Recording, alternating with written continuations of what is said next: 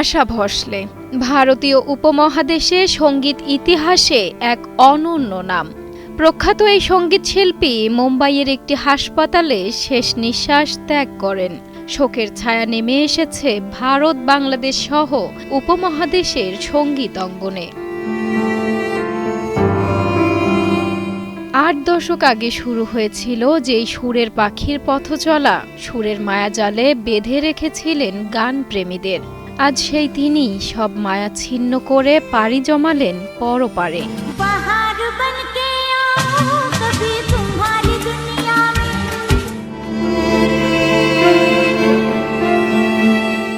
তার মৃত্যুতে বলিউড সঙ্গীত জগৎ ও রাজনৈতিক অঙ্গনে শোকের ছায়া নেমে এসেছে। সহশিল্পী, সুরকার ও চলচ্চিত্র ব্যক্তিত্বরা সামাজিক যোগাযোগ মাধ্যমে তাকে স্মরণ করে শ্রদ্ধা জানিয়েছেন। প্রিয়াঙ্কা চোপড়া তাকে শৈশবের সঙ্গীত সঙ্গী বলে উল্লেখ করেন। বলেন, তিনি ছিলেন আমাদের সাউন্ড ট্র্যাক।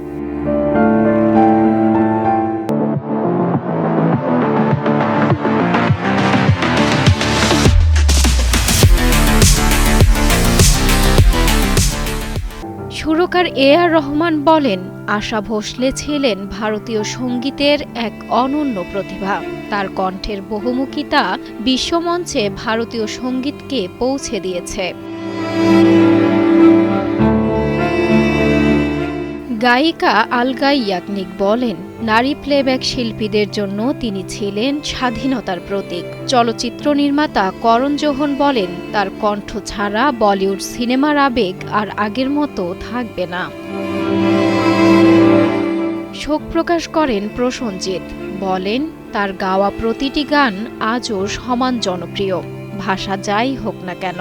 বাংলাদেশের কিংবদন্তি শিল্পী রুনা লায়লা গভীর শোক প্রকাশ করে বলেন, মনে হচ্ছে আমার পৃথিবীটাই শূন্য হয়ে গেল, এমন শিল্পী আর জন্মাবে না। রাজনৈতিক অঙ্গন থেকে শোক জানিয়েছেন উদ্ধব ঠাকরে। তিনি তাকে অমর কণ্ঠ হিসেবে আখ্যা দেন।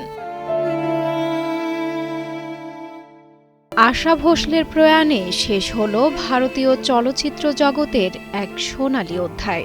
তবুও তিনি বেঁচে থাকবেন প্রতিটি ভক্তের হৃদয়ে। সঞ্জনা সাথী, কালের কণ্ঠ।